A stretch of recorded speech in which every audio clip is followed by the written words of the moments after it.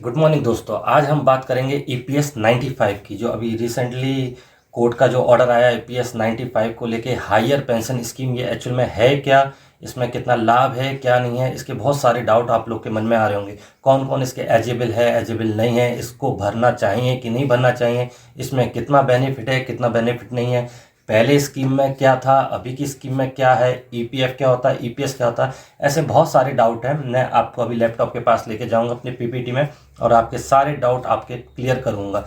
तो चलते हैं अपने लैपटॉप के पास।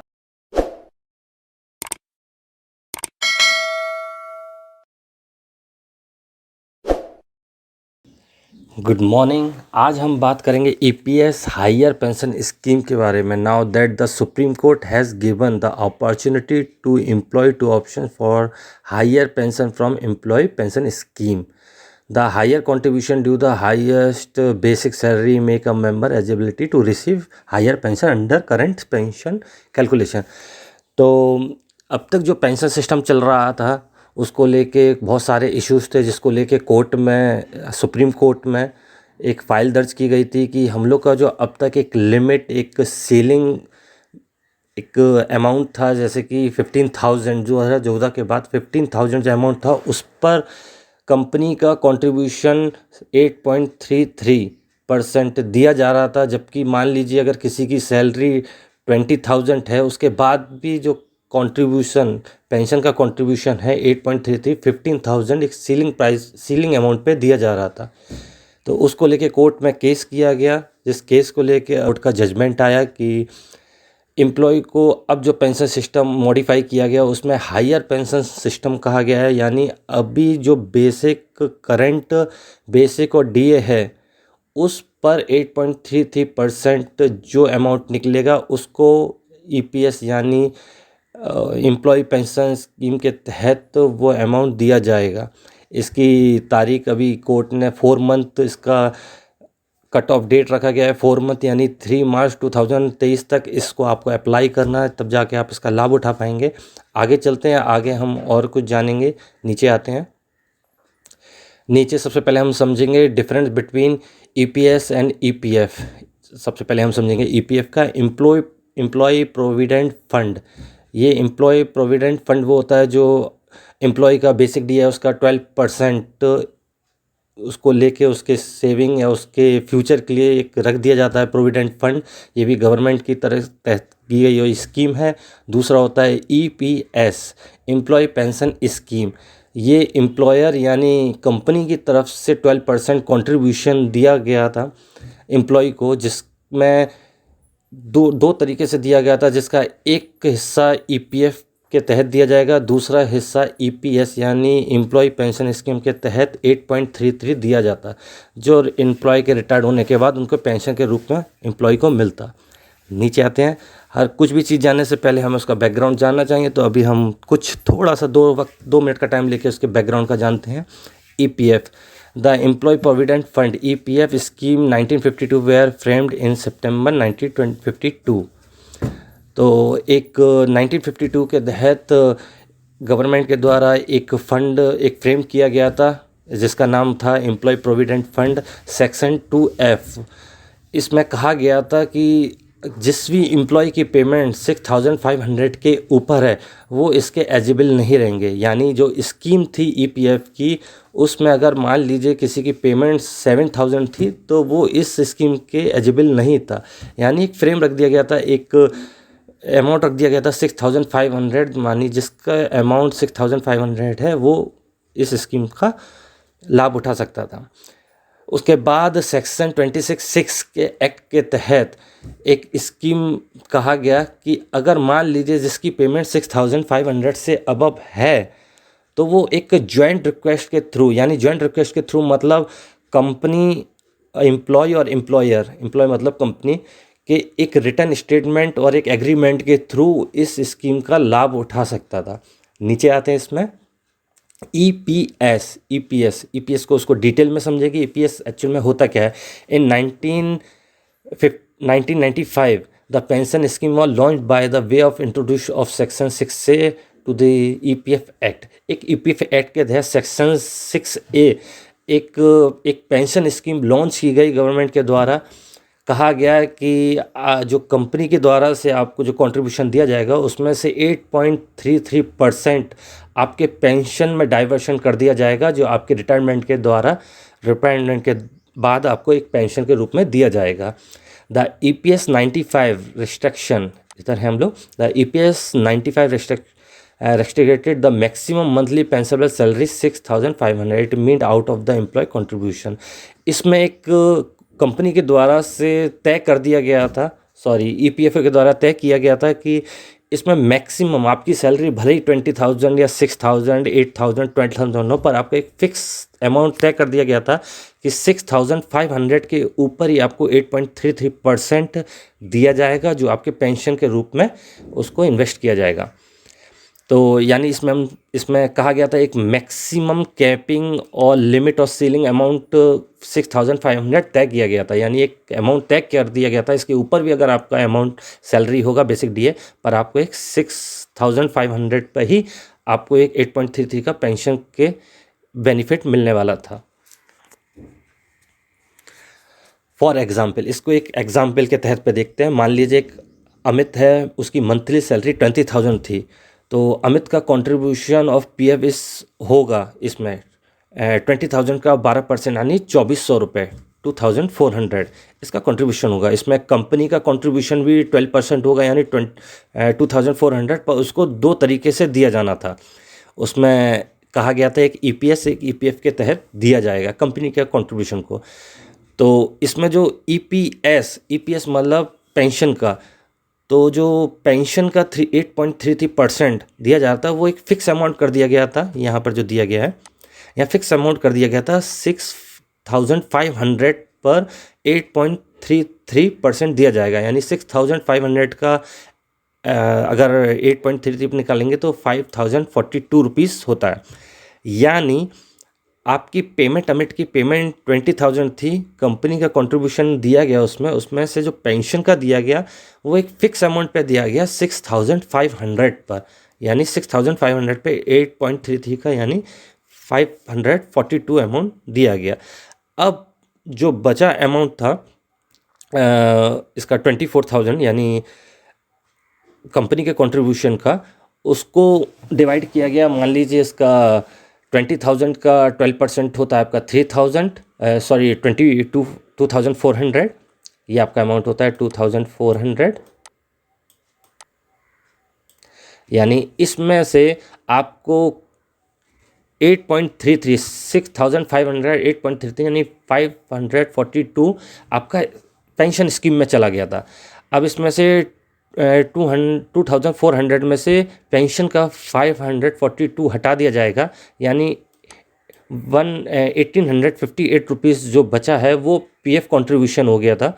यानी जो 542 है ये EPS कंट्रीब्यूशन हो गया कंपनी का, और 1,858 ये PF कंट्रीब्यूशन हो गया कंपनी का।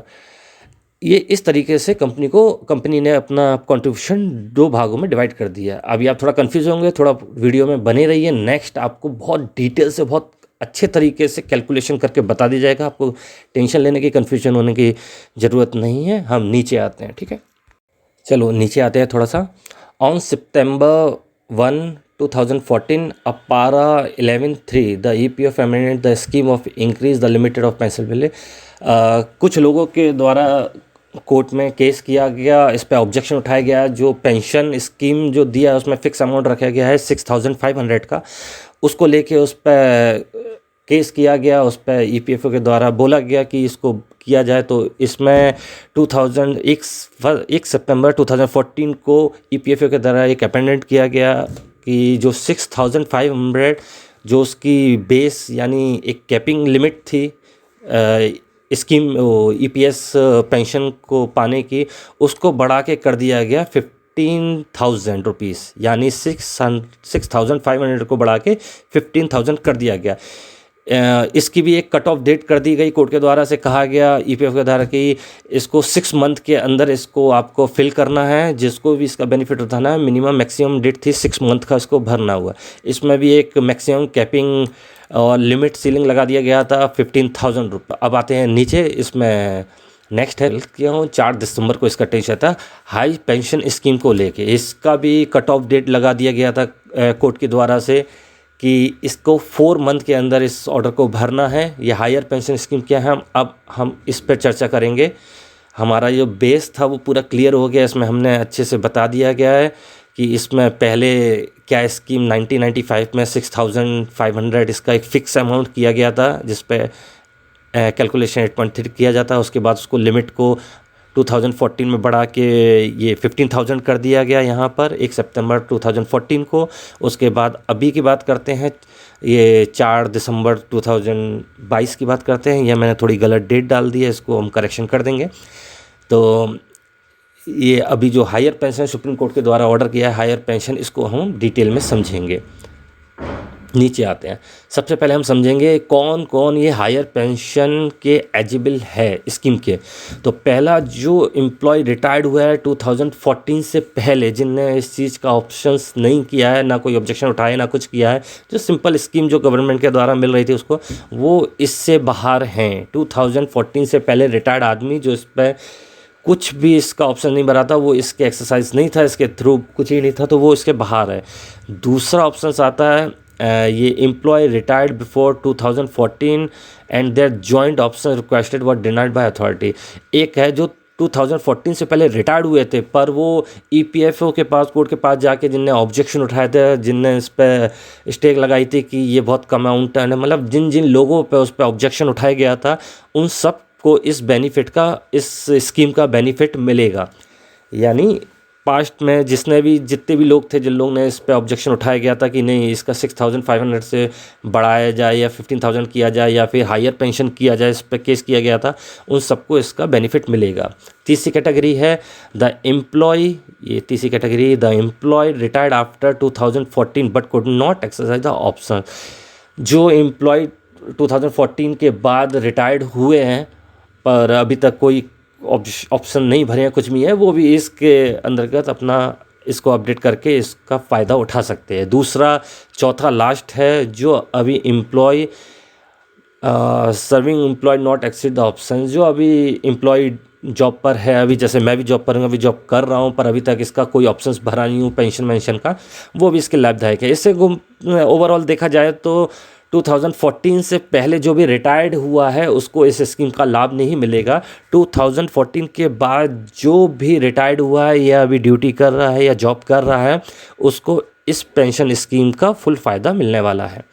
तो इसका सिंपल सा कैलकुलेशन है पेंशन का, जो पेंशनेबल सैलरी, पेंशनेबल सर्विस और डिवाइडेड 70। इसका सिंपल सा फंडा ऐसा है, मैं आपको बता दूं, लास्ट 60 मंथ का जो बेसिक डी है, सैलरी से मेरा मतलब है बेसिक डी है, जो लास्ट 60 मंथ यानी 5 ईयर का बेसिक डी है, उसका एवरेज निकाला जाएगा, उसको मल्टीप्लाई किया जाएगा आपने कितनी सर्विस कंप्लीट की है, 35, 36, 37 मल्टीप्लाई किया जाएगा और डिवाइडेड बाय 70 किया जाएगा। इसमें से जो भी अमाउंट निकलेगा वो आपकी पेंशन अमाउंट निकलेगी। और नीचे आते हैं हम,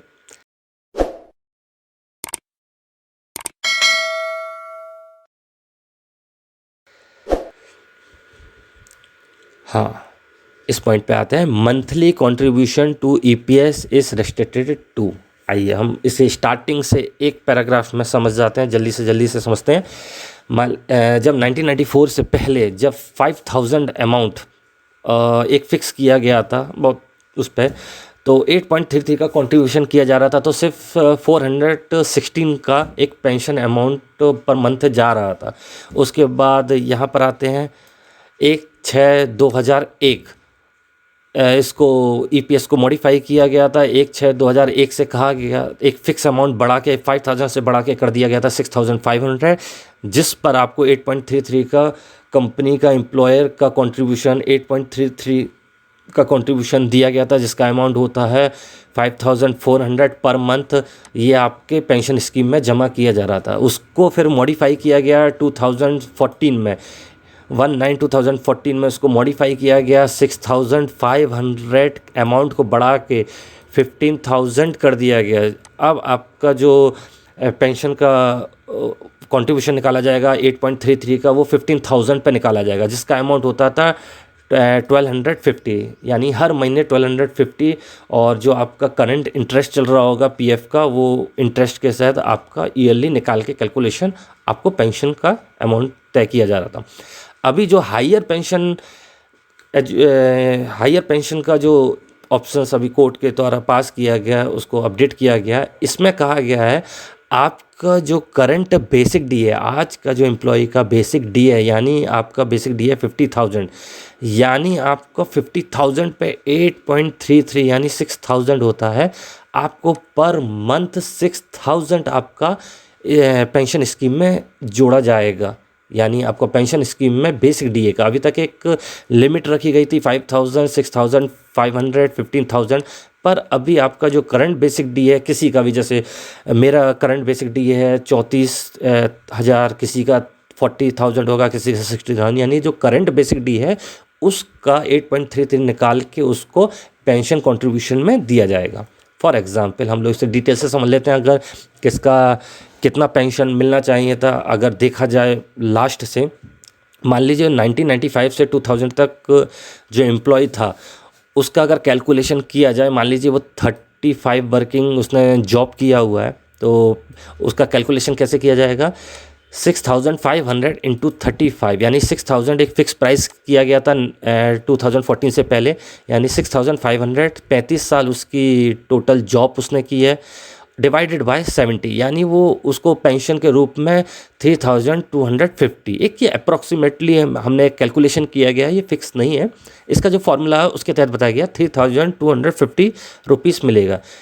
दूसरा पार्ट आफ्टर जो 2014 की बात करते हैं, अगर मान लीजिए 2014 के बाद जो रिटायरमेंट हुआ होगा, जो होगा या चल रहा होगा, उसका जो कैलकुलेशन किया जाएगा, मान लीजिए उसने 35 ईयर उसने जॉब की, मान लीजिए उसका 15,000 इंटू 35, यानी 50,000 एक लिमिट रखी गई थी, 15,000 इंटू 35 डिवाइड बाय 7, यानी उसको उस रूप में 7,500 रुपीज़ पेंशन मिल रही है।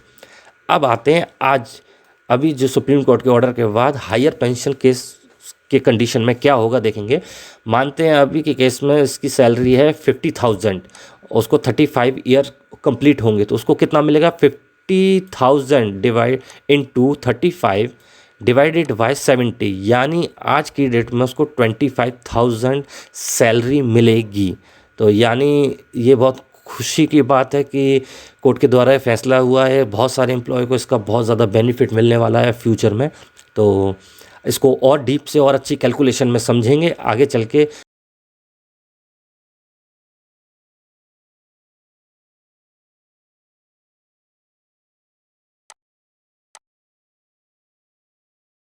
चलिए आगे बढ़ते हैं।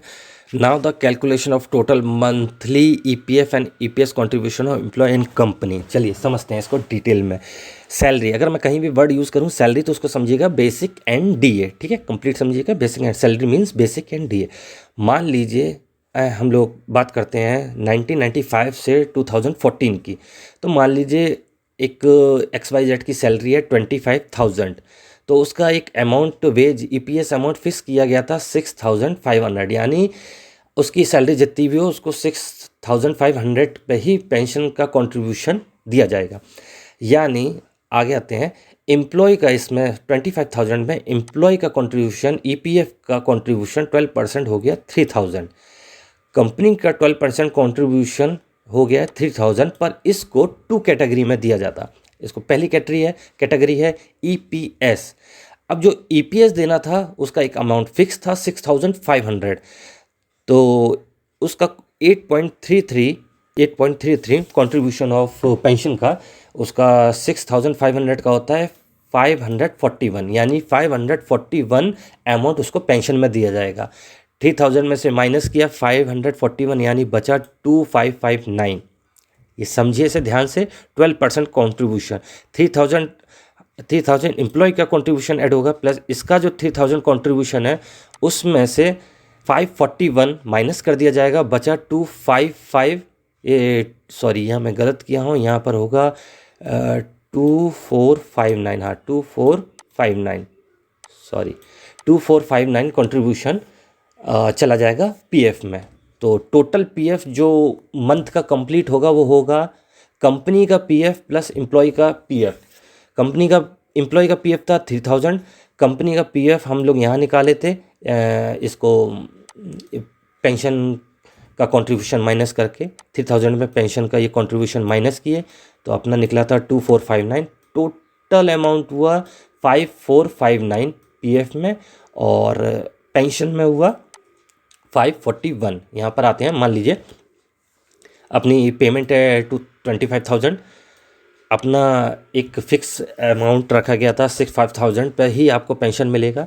तो एम्प्लॉय का कंट्रीब्यूशन हुआ 3000, इसमें से पेंशन उसको मिला 541, और कंपनी का सेकंड मतलब 2 वे में कंट्रीब्यूशन होता था, दूसरे में ईपीएफ गया 2459।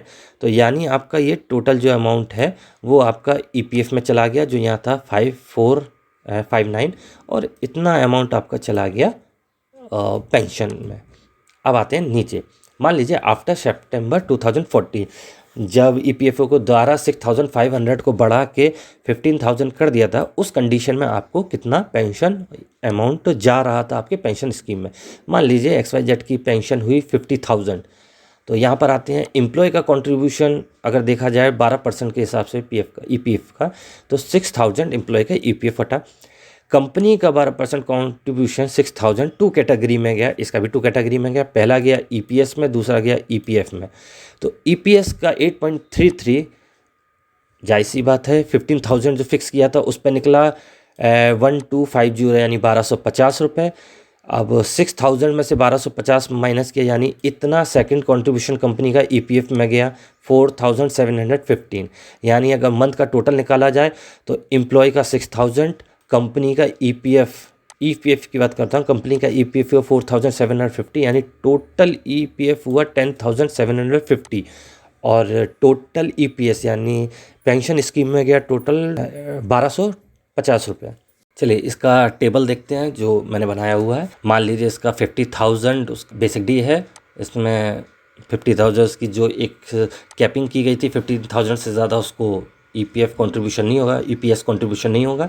इसमें एम्प्लॉय का 6000 कंट्रीब्यूशन है, इसमें से इसका ईपीएस का 1250 रुपीज़ चला गया। रिमेनिंग कंपनी का ईपीएफ हुआ 4750, यानी टोटल जो ईपीएफ कम एम्प्लॉय के पास गया वो गया यहाँ पर ये 10,750, और पेंशन के रूप में उसका गया 1250 रुपये, यानी 1250 रुपीज़। अब आते हैं हायर पेंशन स्कीम के बारे में जानते हैं। हायर पेंशन स्कीम मतलब मान लीजिए XYZ की सैलरी है 50,000 रुपीज़, इसमें एम्प्लॉय शेयर, एम्प्लॉय का ईपीएफ हुआ 12% यानी 6000, कंपनी का भी 12% कॉन्ट्रीब्यूशन है 6000, पर अगेन ये 2 कैटेगरी में दिया जाएगा। तो इसका पहला कैटेगरी मिला ईपीएस में गया 8.33, मगर अभी हायर पेंशन में यही जो मैं आपको बता रहा हूँ जो बेनिफिट है हायर पेंशन में वो ये है कि अभी का जो आपका करंट बेसिक डी है यानी 50,000, तो आपको 8.33 मिलेगा 50,000 पे, यानी 50,000 का 8.33 होता है 4165, और उसका जो माइनस करने पर उसको जो बचेगा 50,000 का ईपीएफ 12 का परसेंट देखा जाए 3.67 होता है 1835, यानी मंथ का अगर आप निकालेंगे तो कंपनी का और एम्प्लॉय का ईपीएफ इकट्ठा होता है 6,000 1835, टोटल 7,835 रुपीज़, और ईपीएस शेयर गया उसका 4,165, यानी आप देखेंगे 2014 से पहले मात्र 541 एक कंट्रीब्यूशन जा रहा था, 2014 के बाद तो 1250 कंट्रीब्यूशन जा रहा था, मगर अभी हायर पेंशन में आपका कंट्रीब्यूशन जाएगा 4,165। नीचे आते हैं, इसका भी टेबल देख लेते हैं 2 मिनट में।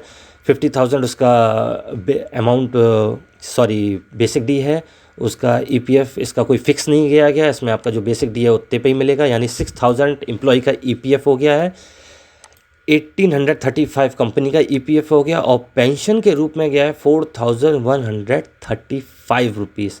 यानी दोस्तों मैं आपको यही बताना चाह रहा हूँ कि इस पेंशन स्कीम में आपको बहुत लाभ मिलने वाला है, आगे चल के बहुत अच्छा मोटा अमाउंट मिलेगा, और इसके और भी कुछ पॉइंट्स है जो मैं आपको डिस्कस करूँगा।